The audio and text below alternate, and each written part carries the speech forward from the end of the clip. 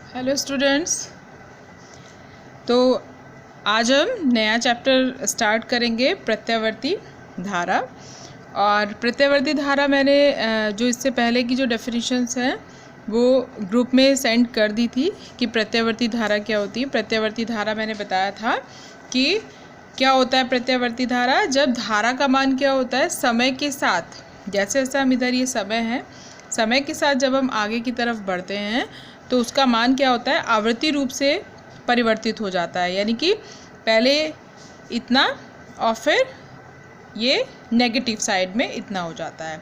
इधर ये plus I not क्या होता है, धारा का शिखर मान होता है, यानी कि अधिकतम मान, जिसको पीक वैल्यू बोलते हैं। और इस साइड में हम क्या लेते हैं, नेगेटिव साइड का लेते हैं। तो यहाँ पर माइनस आई नॉट हो जाता है, जो इसकी वैल्यू होती है माइनस आई नॉट हो जाती है। तो एक चक्र कब पूरा होता है, जब यहाँ से लेकर के हाफ पॉजिटिव और हाफ नेगेटिव साइकिल मिला करके एक चक्र पूरा होता है। और एक चक्र में जो लिया गया समय होता है वो क्या होता है, कैपिटल टी लेते हैं, जिसको हम आवर्तकाल बोलते हैं। आवर्तकाल की डेफिनेशन पढ़ी है हमने।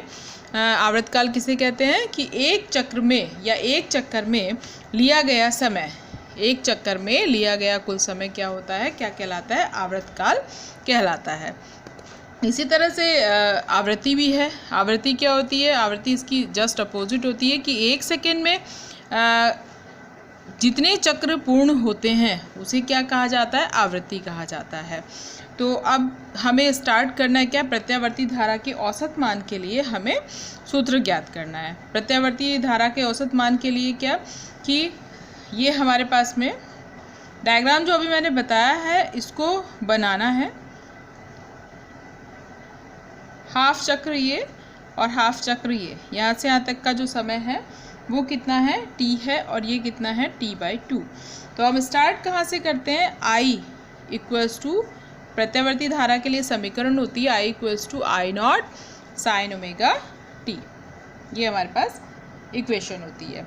तो अगर हम बात करें किसकी, प्रत्यावर्ती धारा के औसत मान की, तो प्रत्यावर्ती धारा का औसत मान क्या होता है, उस दिष्ट धारा के, दिष्ट धारा यानी कि डायरेक्ट करंट, दिष्ट धारा जितना एक अर्ध चक्र में जितना आवेश देता है, अर्ध चक्र में जितना आवेश देता है वही किसके इक्विवेलेंट होता है, प्रत्यावर्ती धारा के अर्ध चक्र के औसत मान के बराबर होता है। इसको हम रिप्रेजेंट करते हैं आई से। तो अभी हम इसको कैलकुलेट करेंगे वैल्यू को।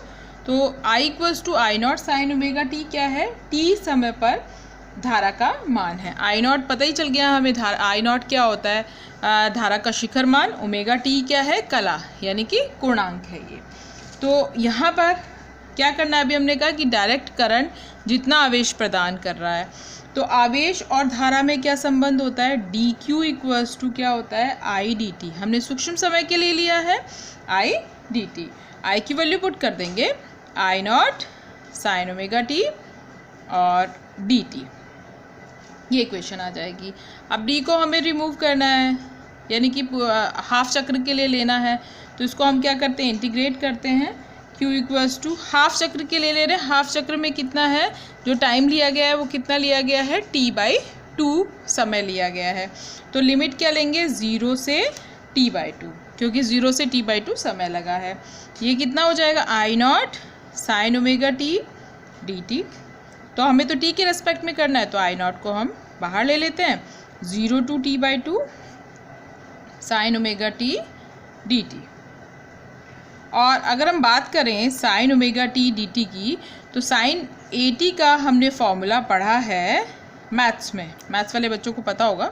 Sign A T D T का फॉर्मूला क्या होता है, साइन ए एक्स भी हम लिख सकते हैं यहाँ पर, साइन ए एक्स डी एक्स।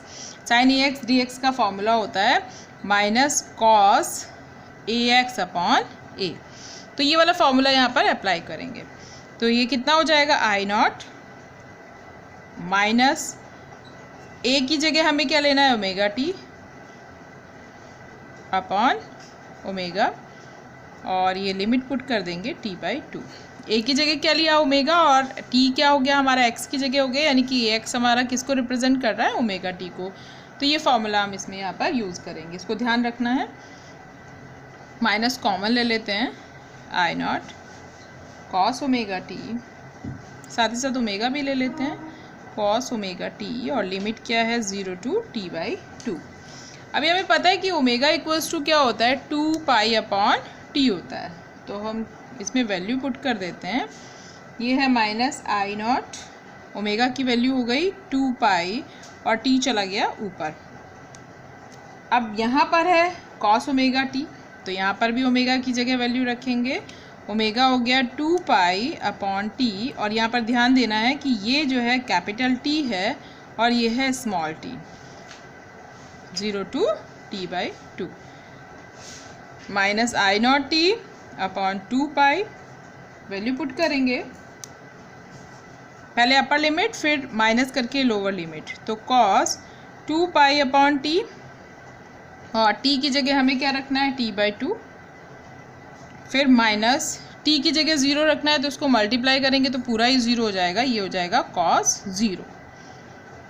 t से t कैंसिल, -I0t/2π cos 2 से 2 कैंसिल, पाई और cos 0 की वैल्यू भी रखेंगे अभी, तो इसको इस तरीके से लिखेंगे cos पाई की वैल्यू होती है -1, क्योंकि cos की जो वैल्यू होती है वो -1 से +1 के बीच वैरी करती है, तो -1 और cos 0 की वैल्यू क्या होती है 1 होती है, तो ये हो गया -1 माइनस माइनस प्लस, क्या वैल्यू आ जाएगी हमारे पास I0t/2π और इसकी वैल्यू कितनी आई 2 से 2 कैंसिल, ये वैल्यू आ गई हमारे पास I0t/π।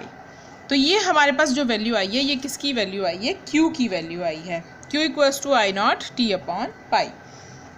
अभी हमने पहले कहा था कि अगर औसत मान अर्धचक्र के लिए हम औसत मान ले लेते हैं Im, तो क्या हो जाएगा Q = जो आवेश होगा इसको हम लिख लेते हैं Im × t/2, तो Im = कितना हो जाएगा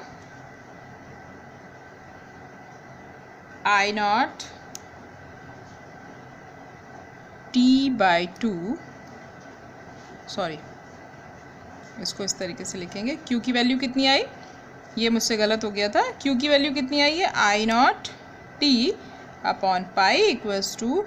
Im × t/2, t से t कैंसिल हो जाएगा, हमें क्या मिलेगा Im = 2I0/π, ये एग्जैक्ट वैल्यू है 2I0/π। जब हम पाई से 2 को डिवाइड करते हैं तो ये वैल्यू आती है 0.637। तो ये थी अर्धचक्र के लिए, यहाँ से यहाँ तक के लिए, तो ये आएगी वैल्यू पॉजिटिव में।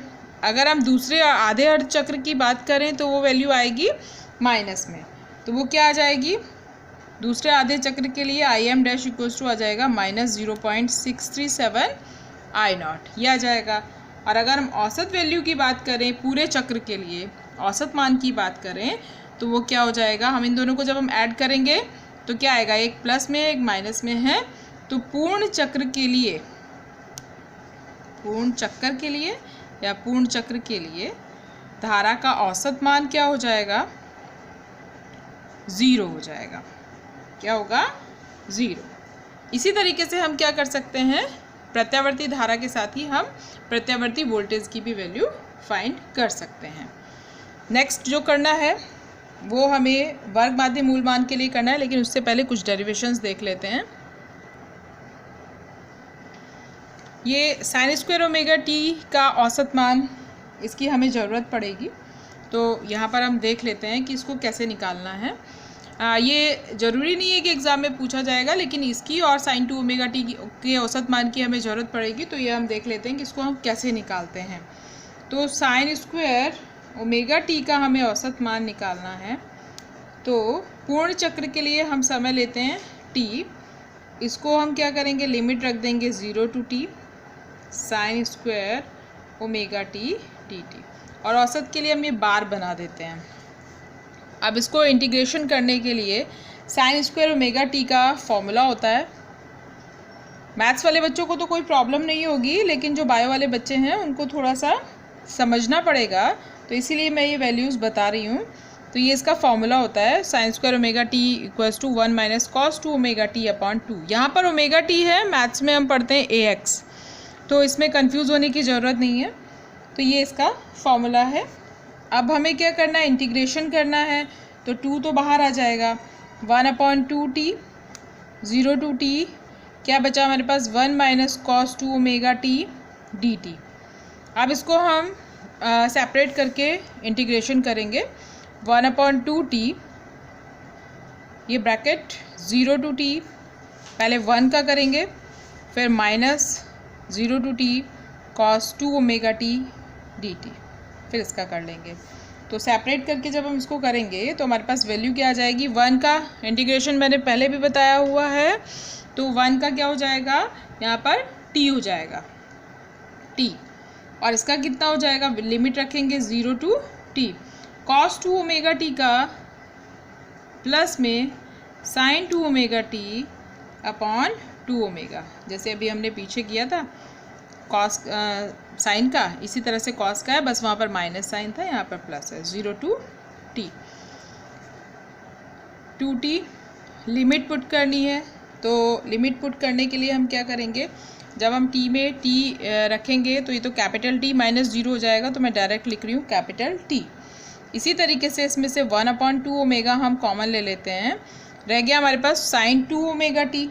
तो एक बार हम वैल्यू रखेंगे t की जगह कैपिटल T और फिर माइनस करके रखेंगे 0, तो दूसरे वाली टर्म क्या हो जाएगी, 0 हो जाएगी। तो फर्स्ट हमें मिलेगी 2 omega capital T minus sine 0, क्या मिल जाएगा, माइनस साइन 0। साइन 0 की जो वैल्यू होती है वो क्या होती है, 0 होती है। साइन 0 की वैल्यू कितनी होती है, 0 होती है। तो यहाँ पर क्या आ जाएगा, 1/2t t minus 1/2 omega T, और ये क्या रह जाएगा, साइन 2 ओमेगा टी, ये वैल्यू बचेगी बस हमारे पास। ठीक है, तो साइन 2 ओमेगा टी का मतलब क्या होगा, अगर हम यहाँ पर ओमेगा इक्वल्स टू 2π/t रख दें, इसको कैपिटल T लिखना है।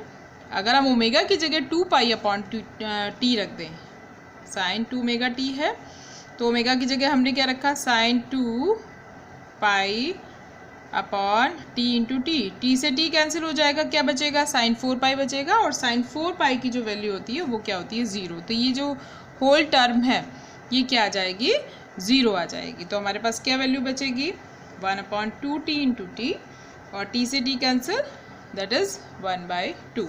तो ये याद रखना है, साइन स्क्वायर ओमेगा टी की जो औसत वैल्यू होती है वो कितनी होती है, 1/2 होती है। इसी तरह से साइन 2 ओमेगा टी की वैल्यू निकालनी है, औसत मान निकालना है। साइन 2 ओमेगा टी लिखेंगे कितने में, पूर्ण चक्र के लिए लिमिट होगी 0 to t sine 2 omega T dt, 1/t तो हमने कॉमन ले लिया। साइन 2 ओमेगा टी का इंटीग्रेशन कितना होगा, अभी यहाँ पे भी किया था, तो ये कितना हो जाएगा, साइन का माइनस कॉस 2 ओमेगा टी, इससे पहले वाले डेरिवेशन में किया था हम लोगों ने यहाँ पर, तो यहाँ मैंने फार्मूला भी बताया था, इसी फार्मूले के अकॉर्डिंग इसको करना है। तो ये क्या आ जाएगा हमारे पास, minus cos 2 omega T upon 2 omega, और limit 0 to t, 1/2 omega common ले लेंगे, 2 omega t minus cos 2 omega t है, पहले हमें अपर लिमिट रखनी है, यहाँ पर कैपिटल T रखेंगे, फिर हम क्या करेंगे, लोअर लिमिट रखेंगे। तो माइनस है तो इसको हम उल्टा अगर हम कर लें, चलो करते हैं, कॉस 2 ओमेगा की जगह मैंने रखा 2π/t, और t की जगह आ गया capital T, minus minus minus plus, और कॉस 0, पूरा क्या हो जाएगा, कॉस 0, t से t कैंसिल, t से क्या है, t कैंसिल हो जाएगा, क्या बचा हमारे पास, 1/2 ओमेगा टी माइनस कॉस 4π, और कॉस 0 की वैल्यू क्या होती है, 1 होती है, प्लस 1। अब रह गया हमारे पास कॉस 4π, कॉस 4π की वैल्यू क्या होती है, 0 होती है। तो ये क्या रह जाएगा, कॉस, ये 2 ओमेगा टी, और कैपिटल T कर लेना इसको बच्चों, ये भी 0, ये सॉरी -1 और +1 क्या आ जाएगा, ये 0, होल टर्म क्या मिल जाएगी हमें, 0 मिल जाएगी। तो ये दोनों जो वैल्यू हमें चाहिए, ये कहाँ पर चाहिए, हमें प्रत्यावर्ती धारा का वर्ग माध्य मूल मान निकालने के लिए हमें ज़रूरत पड़ेगी, इसलिए ये वैल्यूज़ मैंने आपको बता दी है। तो वर्ग माध्य मूल मान के लिए क्या करना है? वर्ग माध्य मूल मान क्या होता है कि एक पूर्ण चक्र के लिए धारा के वर्ग का जो औसत मान होता है, जब हम उसका वर्गमूल निकालते हैं तो उसको हम क्या कहते हैं? वर्ग माध्य मूल मान कहते हैं। यहाँ से पता ही चल रहा है कि माध्य का वर्गमूल निकालना। तो इसके लिए इक्वेशन हमारे पास है ही, I = I0 sin omega T, ये इक्वेशन है। यहाँ पर क्या करना है? औसत मान निकालना है और वर्ग का निकालना है। तो इस तरीके से लिखेंगे। किसके बीच में करना है? हमें पूर्ण चक्र के लिए करना है, टी टाइम के लिए, 0 to t I² dt। I की वैल्यू रख देते हैं 1/t 0 to t I0² sin² omega T dt, ये आ जाएगा। t की जगह हमें फिर से वही रखना है 2π/ओमेगा, तो ये आ जाएगा ω/2π। तो लिमिट में भी चेंज कर लेते हैं 2π/ओमेगा, और साथ ही साथ जो I0² इसको कॉमन ले लेते हैं, इसकी तो अंदर ज़रूरत ही नहीं है, sin² omega T dt। Omega I0²/2π 0 to 2π/ओमेगा। sin² omega T का हमें क्या करना था? इंटीग्रेशन करना था। तो इसको क्या लिखेंगे हम? पहले 1 - cos 2 ओमेगा टी, इसको सिंप्लीफाई करेंगे /2, इसका फॉर्मूला खोल लेंगे क्योंकि इजी हो जाएगा इससे। I0²/2π, साथ ही साथ ये वाला 2 भी बाहर आ गया, रह गया हमारे पास 0 to 2π/ओमेगा, और ये 1 - cos 2 ओमेगा टी dt, ये आ गया। ठीक है, अब इसको वही सेपरेट करके जैसे पीछे किया था इसी तरीके से करना है। 4π 1 का जब हम इंटीग्रेशन करेंगे तो ये आ जाएगा t, और cos 2 ओमेगा टी का जब हम इंटीग्रेशन करेंगे तो ये आ जाएगा sin 2 omega T upon 2 omega, और लिमिट क्या? 0 to 2π/ओमेगा। Omega I0²/4π। तो अब जब t की जगह हम रखने वाले हैं 2π/ओमेगा, रख देते हैं, और दूसरी वैल्यू हो जाएगी -0, तो 0 ही हो जाएगी। जब हम यहाँ पर वैल्यू रखेंगे t की जगह 2π/ओमेगा, तो ओमेगा से ओमेगा कैंसिल हो जाएगा, और हमारे पास क्या बचेगा? यहाँ पर -sin 4π/2 ओमेगा बचेगा। क्या बचेगा? sin 4π/2 ओमेगा, और sin 4π की वैल्यू अभी मैंने बताई थी 0 होती है, तो क्या हो जाएगा? 4π, सिर्फ ये वैल्यू हमारे पास रहेगी। 2π से कैंसिल करेंगे, ओमेगा से ओमेगा कैंसिल हो गया, 2π से इसको काटा 2, तो क्या वैल्यू रह गई हमारे पास? I² bar I² equals to I0²/2। इसको हम ऐसे भी लिख सकते हैं IRMS इक्वल्स टू, इस तरीके से भी लिख सकते हैं, तो ये आ जाएगा I0²/2 और I0/√2। √2 की वैल्यू होती है 1.414। 1 को जब हम 1.414 से डिवाइड करते हैं तो ये वैल्यू आती है 0.707 I0, ये वैल्यू हमें मिलती है। तो इसका मतलब IRMS का हमारे पास क्या फॉर्मूला आता है? या तो I0/√2 लिख लेते हैं हम इसको, या फिर हम इसको क्या लिख लेते हैं? 0.707 I0 लिख लेते हैं। और इसी तरीके से हम VRMS भी निकालते हैं। VRMS की वैल्यू किसको रख के निकालनी है? V = V0 sin omega T से निकालनी है। सेम प्रोसेस है, तो इसकी वैल्यू आ जाएगी हमारे पास V0/√2। तो ये फॉर्मूले यहाँ तक मैंने बताया वर्ग माध्य मूल मान तक, तो इनको करना है अच्छे से। फिर इसका आगे का हम करना शुरू करेंगे, प्रत्यावर्ती धारा के अलग अलग जो सर्किट्स हैं, जो अलग अलग परिपथ हैं, उनके बारे में हम लोग पढ़ेंगे।